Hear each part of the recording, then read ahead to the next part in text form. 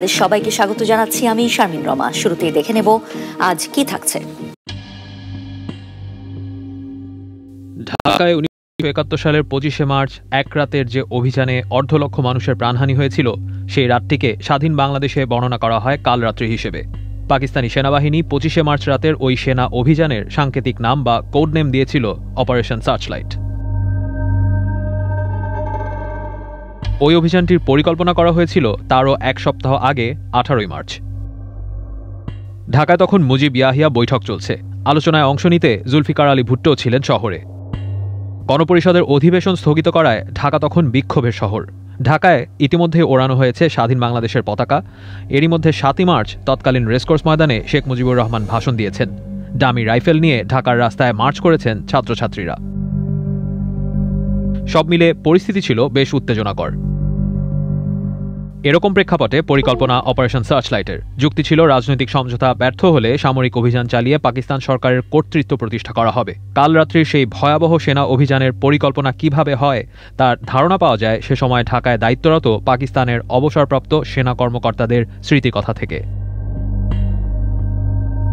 Operation searchlight নামে সামরিক অভিযানের অন্যতম পরিকল্পনাকারী মেজর জেনারেল খাদিম হুসেন রাজা তখন পূর্ব পাকিস্তানের 14তম ডিভিশনের জিওসি ছিলেন।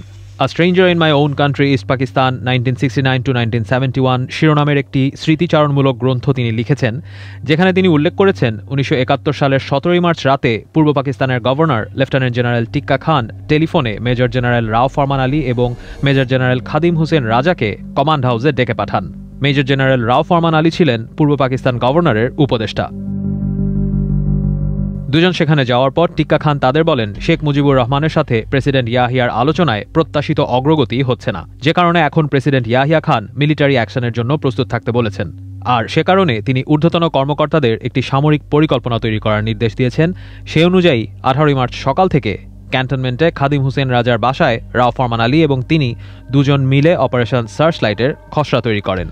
খাদিম হুসেন রাজা লিখেছেন, 18 মার্চ সকালে তিনি তার স্ত্রীকে দায়িত্ব দিয়েছিলেন যাতে তিনি তার বাঙালি এডিসিকে ব্যস্ত রাখেন এবং তার অফিস থেকে দূরে রাখেন, যেন রাও ফরমান আলী সকাল সকাল খাদিম হুসেন রাজার অফিসে কি করছেন এমন সন্দেহ বাঙালি এডিসির মনে উদয় না হয়।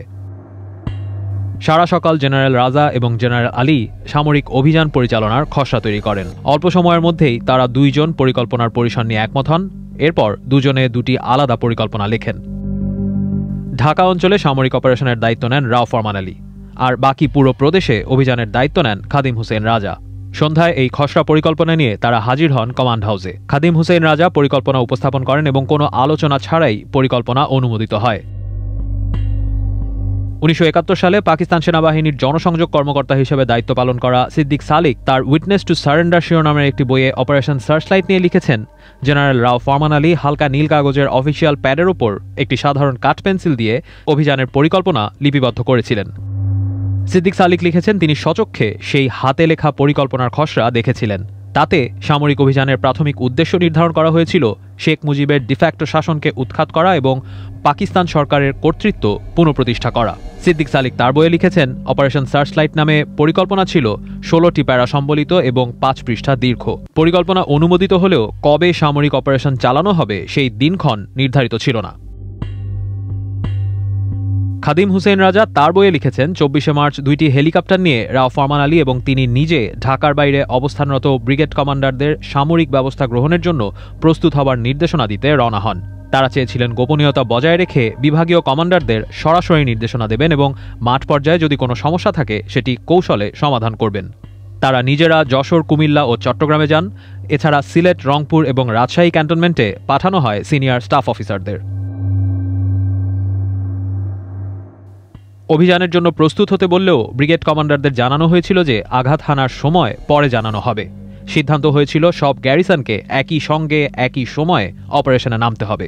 খাদিম হুসেন রাজা তার বইয়ে লিখেছেন, পরিকল্পনার মূল দিকগুলো ছিল যে কোনো ধরনের বিদ্রোহ বা বিরোধিতাকে কঠোরভাবে দমন করা, সফল হওয়ার জন্য আকস্মিকভাবে এবং চাতুরির সাথে আক্রমণ করা, বাঙালি সেনা সদস্য ও পুলিশকে নিরস্ত্র করা, বিশেষ করে পিলখানায় ইস্ট পাকিস্তান রাইফেলসের অস্ত্রাগার, রাজারবাগের রিজার্ভ পুলিশ এবং চট্টগ্রাম 20,000 রাইফেলের অস্ত্রভাণ্ডারের নিয়ন্ত্রণ নেয়া। পাশাপাশি অপারেশন শুরুর সাথে সাথে সব রকমের অভ্যন্তরীণ ও আন্তর্জাতিক যোগাযোগ বিচ্ছিন্ন করা, পরিস্থিতি নিয়ন্ত্রণে এলে নতুন করে যাচাই বাছাই করে যোগাযোগ ব্যবস্থা চালু করা। এছাড়া অস্ত্রশস্ত্র ও অপরাধীদের খোঁজে ঢাকা বিশ্ববিদ্যালয়ের হলগুলো ঘিরে ফেলা এবং শেখ মুজিবকে জীবিত অবস্থায় গ্রেফতার করা। এর বাইরে 15 জন আওয়ামী লীগ এবং কমিউনিস্ট পার্টির নেতার বাড়িতে তল্লাশি চালানোরও পরিকল্পনা ছিল তাদের। নির্দেশনা ছিল তাদের কাউকে পাওয়া গেলে গ্রেপ্তার করার। পাকিস্তান সেনাবাহিনীর ঊর্ধ্বতন কর্মকর্তারা দেশের বিভিন্ন ব্যারাকে ঘুরে পরিকল্পনা বাস্তবায়নের ব্যবস্থা তদারকি করেন। তবে অপারেশন সার্চলাইটে অংশ নেওয়ার জন্য সামরিক বাহিনীর কারো কাছেই কোনো লিখিত অর্ডার পাঠানো হয়নি।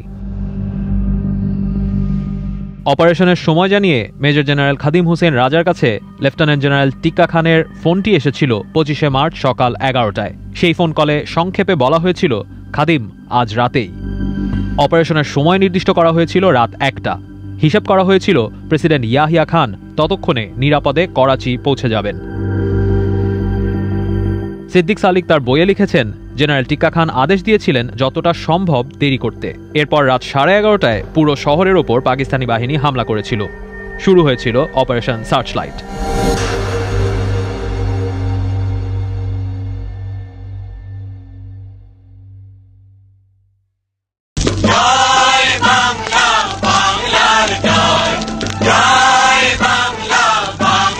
একাত্তরের মার্চের উত্তাল দিনগুলোতে ঘটনাপ্রবাহ পরিবর্তন হয়েছে দ্রুত।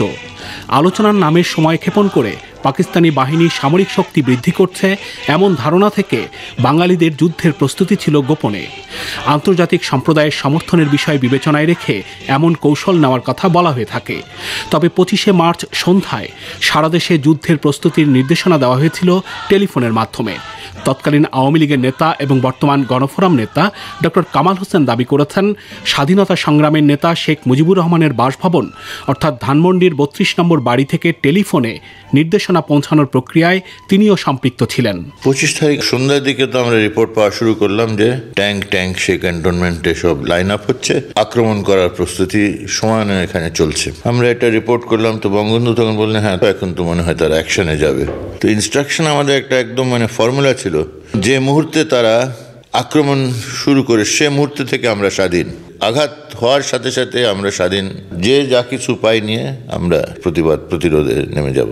তো এই কথাটা ফোনে আমরা বলা শুরু করলাম যে ওখানে কোত থাকলে পুলিশের কোত, সব অস্ত্র নিয়ে সবাই নেমে যাও, যে যেখানে কোনো অস্ত্র ধরতে পারো সেটা নিয়ে নেমে প্রতিরোধ গড়ে তোলো। এই একটা ইনস্ট্রাকশন প্রায় আমি মনে করি সবাই পেয়েছি। 25শে মার্চ সন্ধ্যার মধ্যেই পাকিস্তানি বাহিনীও আক্রমণের সব প্রস্তুতি শেষ করেছিল।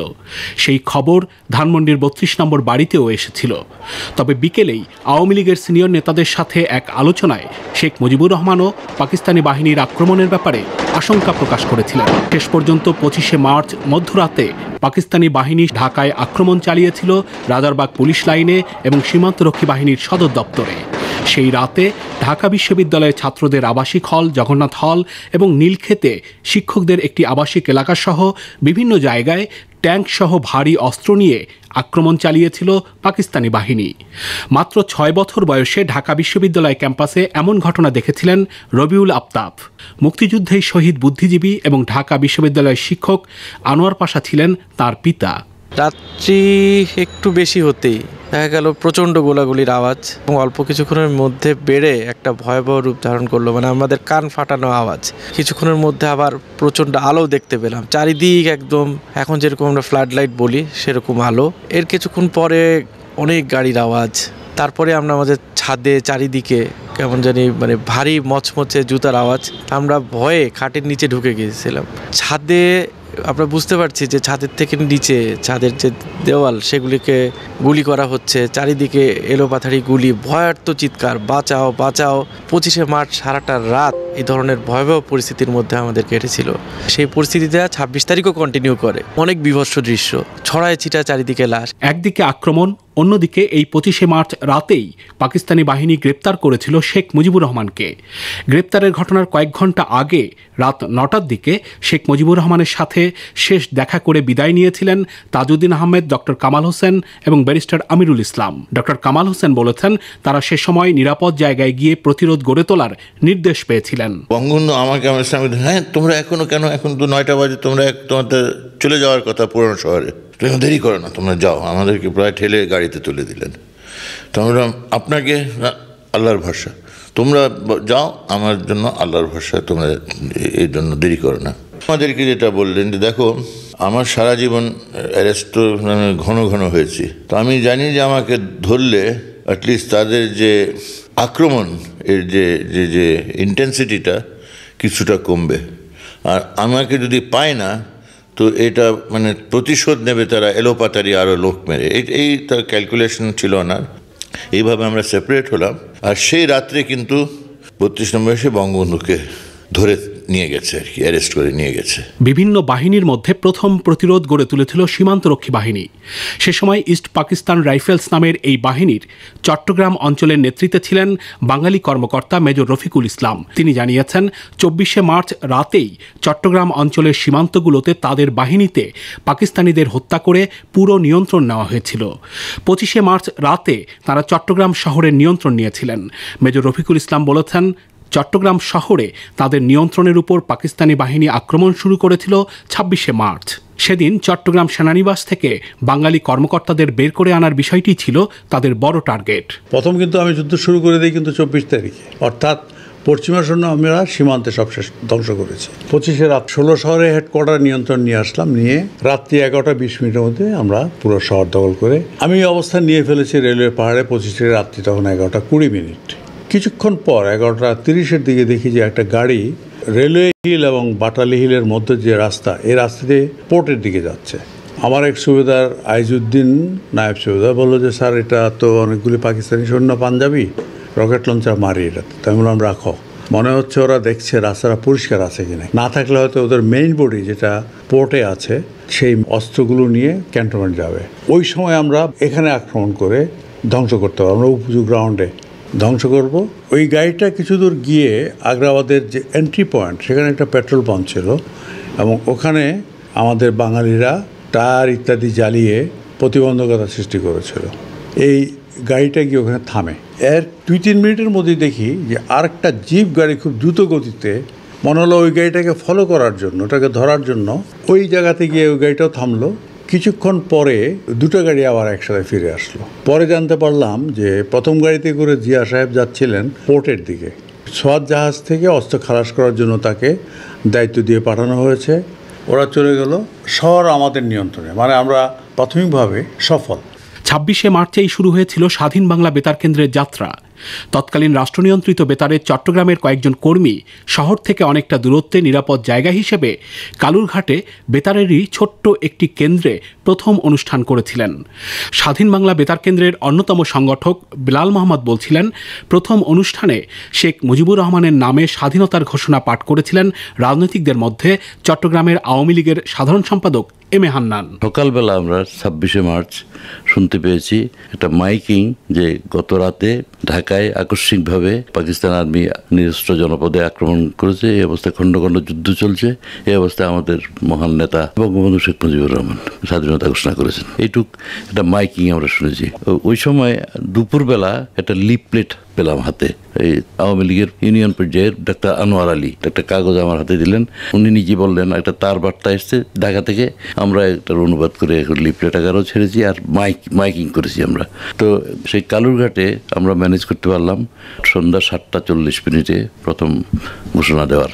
সেখানে আমরা বেতার কর্মীরা নিজেদের ভয়েসে বঙ্গবন্ধুর স্বাধীনতা ঘোষণার তার বার্তার অনুবাদ যেটা লিফলেট আকারে পেয়েছিলাম সেটা আমরা বিভিন্ন কণ্ঠে বারবার প্রচার করেছি।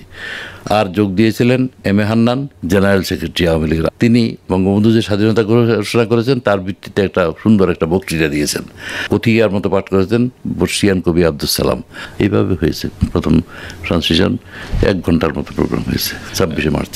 27শে মার্চেও সন্ধ্যায় কালুরঘাট কেন্দ্র থেকে দ্বিতীয়বারের মতো অনুষ্ঠান সম্প্রচারে সক্ষম হয় স্বাধীন বাংলা বেতার কেন্দ্র। সেই অনুষ্ঠানেই স্বাধীনতার ঘোষণা পাঠ করেছেন জিয়াউর রহমান। সে সময় তিনি সেনাবাহিনীর মেজর পদমর্যাদায় কর্মরত ছিলেন।